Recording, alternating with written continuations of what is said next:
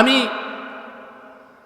একবার উত্তরবঙ্গে যাচ্ছি মাহফিলে, দিনাজপুর মাহফিল, ঢাকা বিমানবন্দর থেকে সৈয়দপুর বিমানবন্দরে গিয়ে নামবো, ওখান থেকে যাব হলো দিনাজপুর।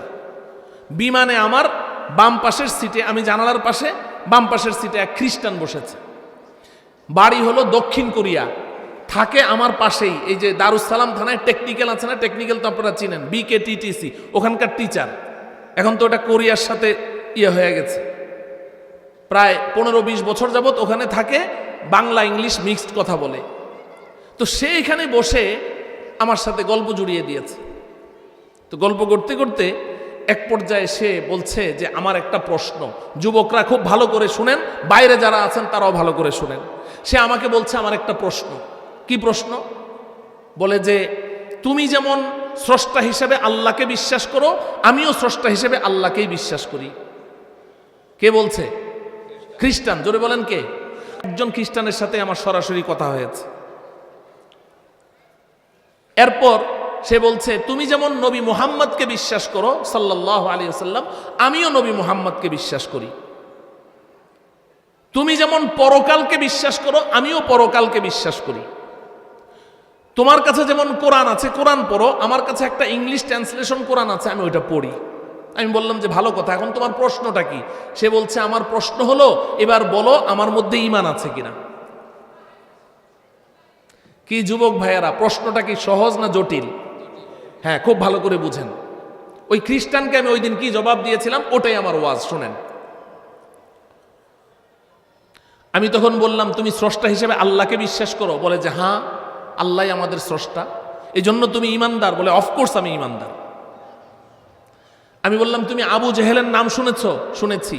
আবু লাহাব, উতবা, শাইবা এদের নাম শুনেছ? বলে হ্যাঁ শুনেছি। বলো তো আবু জেহেলরা ইমানদার ছিল? না, ওরা কাফের, ওরা মুশরিক। আমি বললাম হ্যাঁ, আবু জেহেল, আবু লাহাবরা কাফের ছিল, মুশরিক ছিল, কিন্তু তুমি এটা জানো না যে আবু জেহেল, আবু লাহাবরাও স্রষ্টা হিসেবে আল্লাহকেই বিশ্বাস করত। এটা এই যে আমি এই কথাটা বললাম, আপনাদের অনেকের কপালে ভাঁজ পড়ে গেছে, হুজুর এটা কি শুনাইলেন? হ্যাঁ, উলামায়ে কেরাম জানেন, আপনারা ভালো করে বুঝে নেন। আবু জেহেল, আবু লাহাবরা মক্কার কাফের, মুশরিক, বেঈমানেরা, তারা স্রষ্টা হিসেবে কাকে বিশ্বাস করত? আল্লাহকেই বিশ্বাস করত। কোরআনে কারীমে আল্লাহ পাক বলেছেন ওয়ালা ইন সাআলতাহুম মান খালাকাস সামাওয়াতি ওয়াল আরদা ওয়া সাখখারাশ শামসা ওয়াল কমারা লায়াকুলুন্নাল্লাহ।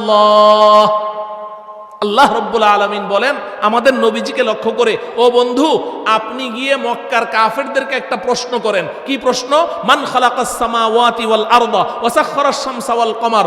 এই মক্কার কাফেররা বলো তো দেখি, এই আসমান কে সৃষ্টি করেছে? এই জমিন কে সৃষ্টি করেছে? এই চন্দ্র সূর্য কে সৃষ্টি করেছে? আল্লাহ নিজে বলছেন লায়াকুলুন্নাল্লাহ, অবশ্যই অবশ্যই এই কাফেররা আপনার প্রশ্নের উত্তরে বলবে এই আসমানের স্রষ্টাও আল্লাহ, জমিনের স্রষ্টাও আল্লাহ, চন্দ্র সূর্যের স্রষ্টাও আল্লাহ। কারা কারা কারা বলেন? কাফেররা, মক্কার কাফেররাই জবাব দিবে আসমানের স্রষ্টাও আল্লাহ, জমিনের স্রষ্টাও আল্লাহ, চন্দ্র সূর্যের স্রষ্টাও আল্লাহ। শুধু তাই নয়, আল্লাহ পাক এটাকে আরো সুস্পষ্ট করছেন আরেক আয়াতে। আল্লাহ পাক বলেন ফাইদা রাকিবু ফিল ফুলকি দাউল্লাহ মুখলিসিনা লাহুদ্দিন। আল্লাহ পাক বলেন এই কাফেররা আমি আল্লাহকে স্রষ্টা হিসেবে এত মজবুতির সাথে বিশ্বাস করে যে এরা যখন নৌকায় ভ্রমণ করে, সাগরের উপর দিয়ে যাচ্ছে, হঠাৎ করে তুফান আর উথাল পাথাল ঢেউ, নৌকা ডুবে ডুবে অবস্থা, আল্লাহ বলেন দাউল্লাহ মুখলিসিনা লাহুদ্দিন, তারা ইখলাসের সাথে, একনিষ্ঠতার সাথে আমি আল্লাহকে ডাকতে থাকে, আল্লাহ বাঁচাও, আল্লাহ বাঁচাও, আল্লাহ বাঁচাও। কারা? কাফেররা। তা আমি তখন ওই খ্রিস্টানকে বললাম যে তুমি আমার সাথে সত্য বলছো না মিথ্যা বলছো তা তো আমি জানি না, কিন্তু ওরা যে আল্লাহকে বিশ্বাস করতো এটা তো আল্লাহ নিজে বলছেন, তো তুমি না একটু আগে ওদেরকে কাফের বললে, তুমি ওদেরকে যেই কারণে কাফের বলেছো আমিও ওই কারণেই তোমাকে বেঈমান এবং কাফের মনে করি। তখন সে চট করে বলছে ওরা তো নবী মুহাম্মদকে বিশ্বাস করতো না, আমি তো নবী মুহাম্মদকেও বিশ্বাস করি। আমি বললাম যে আচ্ছা চমৎকার, নবী মুহাম্মদকে বিশ্বাস করো? বলে যে হ্যাঁ। আমি বললাম তুমি কি আবু তালেবের নাম শুনেছো? কয় হ্যাঁ শুনেছি, নবীর আঙ্কেল। কি বলে? নবীর আঙ্কেল। আমি বললাম হ্যাঁ তুমি ধরতে পেরেছো, নবীর আঙ্কেল। আচ্ছা বলো তো দেখি আবু তালেব ইমানদার ছিলেন? কয় না, ও কাফের, ও মুশরিক। আমি বললাম, হ্যাঁ, তুমি তো ভালোই পড়াশোনা করো দেখছি, ও কাফের ও মুশরিক, কিন্তু তুমি এটা জানো না আবু তালেব একদিকে আল্লাহকেও বিশ্বাস করতেন স্রষ্টা হিসাবে, অপরদিকে তার ভাতিজা মুহাম্মদকে নবী হিসাবেও বিশ্বাস করতেন। কি করতেন না? খালি কি বিশ্বাস করতেন? আমি তো নির্ভয়ে দায়িত্বশীলতার সাথে জিম্মাদারির সাথে আমি এই কথা চিৎকার করে বলতে পারি, আমি আমার রসুলকে যতটা বিশ্বাস করি, আবু তালেব তার ভাতিজাকে নবী হিসাবে এর চেয়ে আরো অনেক বেশি বিশ্বাস করতেন। তো সে প্রথমে গড়িমসি করলো যে না। আমি বললাম, আমি পড়াশোনা করে তোমার সাথে কথা বলছি, পড়াশোনা করে বলছি। ও আমার প্রিয় ভাইয়েরা, আবু তালেব আমাদের নবীজিকে কি পরিমাণ বিশ্বাস করতেন বিস্তারিত বলার সময় নেই, আমি সংক্ষেপে আপনাদেরকে শোনাই। আবু তালেব আমাদের নবীজির প্রশংসায় তার জীবদ্দশায় 22টা কবিতা রচনা করেছে। কয়টা? 22টা কবিতা রচনা করেছে। শাইখুত তাফসীর আল্লামা ইদ্রিস কান্দলভী রহমতুল্লাহ আলাইহি সিরাতুল মুস্তাফার মধ্যে লিখেছেন যে নবীজি একদিন হযরতে আলী, ছোট বাচ্চা, যখন নবুয়তের প্রথম দিকে হযরতে আলীকে সাথে নিয়ে নবীজি নামাজ পড়ছেন, গোপনে গোপনে তখন নামাজ পড়েন। হযরতে আলী নবীজির ডান পাশে, নবীজি দাঁড়িয়ে নামাজ পড়ছেন, দুই চাচাতো ভাই একসাথে নামাজ পড়ছেন। আবু তালেব কোথায় যেন যাচ্ছিলেন, হাতে ওনার ছোট ছেলে জাফরের হাত ধরে কোথায় যেন যাচ্ছিলেন। হঠাৎ করে আবু তালেব দেখে ফেললেন, এই কি করছে, তাকিয়ে দেখে মুহাম্মদ তার ছেলেকে দিয়ে নামাজ পড়ছে সাল্লাল্লাহু আলাইহি সাল্লাম। আবু তালেব কিছুক্ষণ মনোযোগ দিয়ে দেখলেন কি করে, রুকু সিজদা করে নামাজ পড়ে। তখন আবু তালেব জাফরের হাতটা ছেড়ে দিলেন, দিয়ে বললেন, বাবা, তোর ভাই মুহাম্মদের ডান দিকে দাঁড়িয়েছে, তুই যা, তুই গিয়ে বাম দিকে দাঁড়া। সুবহানাল্লাহ বলবেন না? কতটা বিশ্বাস ছিল! আবু তালেব আমাদের নবীজিকে লক্ষ্য করে একটা কবিতা বলেছেন, ওই কবিতার 3টা লাইন বলে আমি কথা শেষ করে দিচ্ছি। আবু তালেব বলেন, ওয়ালাকাদ দাআউতানি ওয়া জাআমতু আন্নাকা সাদিকুন ওয়া সাদাকতা ফীহি ওয়া কুনতা থাম্মা আমিনা ওয়া আরাফতু দীনাকা লা মাহালাতা আন্নাহু মিন খায়রি আদিয়ানিল বারিয়াতি দীনা ওয়া লাউলাল মালামাতু আও হাদারু মাসাব্বাতিন লাওয়াজাদতানি সামহাম বিযাকা মুবিনা। আবু তালেব আমাদের নবীজিকে বলছেন, ও ভাতিজা মুহাম্মদ, তুমি আমাকে আহ্বান করেছো, ডেকেছো।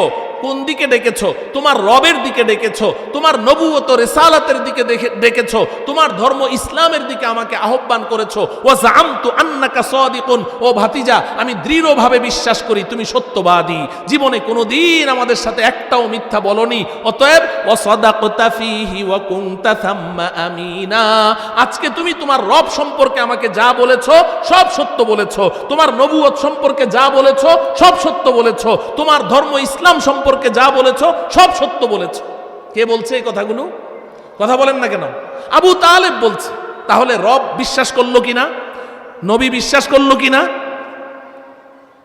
এটা হলো প্রথম লাইন।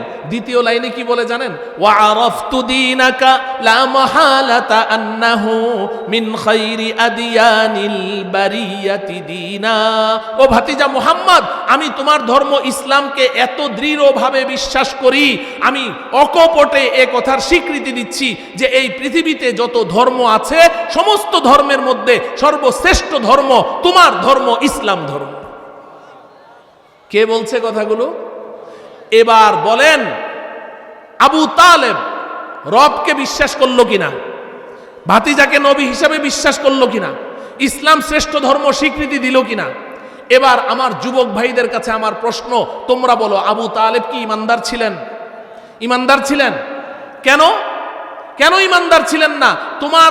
তোমার বিশ্বাস, আমার বিশ্বাস, আবু তালেবের বিশ্বাস মিলে গেল তো, মিলে গেল, বিশ্বাস তো সেম সেম। তারপরেও আমি বলছি আবু তালেব কাফের, মুশরিক। তুমি বলছো মুশরিক, গোটা পৃথিবী বলছে মুশরিক। ইভেন নবীজি সাল্লাল্লাহু আলাইহি সাল্লাম নিজে বলছেন আমার চাচা বেঈমান অবস্থায় মারা গেছে, কাফের, মুশরিক। কারণটা কি? পার্থক্যটা কোথায়? বিশ্বাস তো সেম সেম, পার্থক্য কোথায়? এটা আমাদের জানার দরকার আছে না নাই? বাস এই পার্থক্যটা শুনো, তাইলেই ইমানের ডেফিনেশন কি বুঝে যাবে, ইমান কাকে বলে বুঝে যাবে।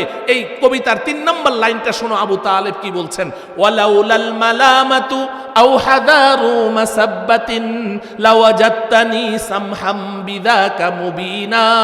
ও ভাতিজা মুহাম্মদ, তোমার রব সত্য আমি বিশ্বাস করি, তুমি নবী সত্য আমি বিশ্বাস করি, তোমার ধর্ম ইসলাম শ্রেষ্ঠ ধর্ম আমি বিশ্বাস করি, কিন্তু ভাতিজা আমি যদি এখন তোমার রবকে রব হিসাবে মেনে নেই, আমি যদি তোমাকে নবী হিসাবে মেনে নেই, আমি যদি তোমার ধর্ম ইসলামকে ধর্ম হিসাবে মেনে নেই, গোটা আরববাসী আমাকে ছি ছি করবে, গালমন্দ করবে, তিরস্কার করবে, আমাকে কাপুরুষ বলবে।